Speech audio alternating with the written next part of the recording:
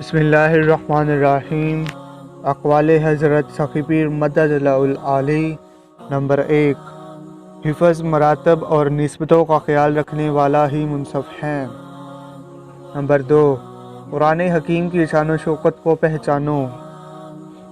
Number 3، دید مولا چاہتے ہو تو اللہ جل شانہ حبیب صلی اللہ علیہ وآلہ وسلم سے محسوساتی جنونی قلبی تعلق قائم کر لو۔ نمبر 4، مایوسی و ناامیدی کی زہروں سے بچو۔ نمبر 5، اللہ جل شانہ کی محبت و عطایت اور خدمت انسانیت کی نعمتیں قسمت والوں ہی کو ملتی ہیں۔ نمبر 6، سچی توبہ کا نور پچھلے ساری گناہوں کی ظلمتوں کو ملیہ میٹ کر دیتا ہے۔ نمبر 7، زیادہ سے زیادہ وقت فنائے مولا کے مراقبہ میں گزارا کرو۔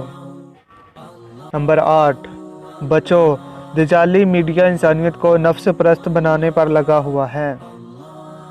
نمبر 9، دنیا و آخرت میں کامیابی و بادشاہی چاہتے ہو تو حقیقت قرآن کے انوار کو اپنے اندر زیادہ سے زیادہ جذب کرتے رہا کرو۔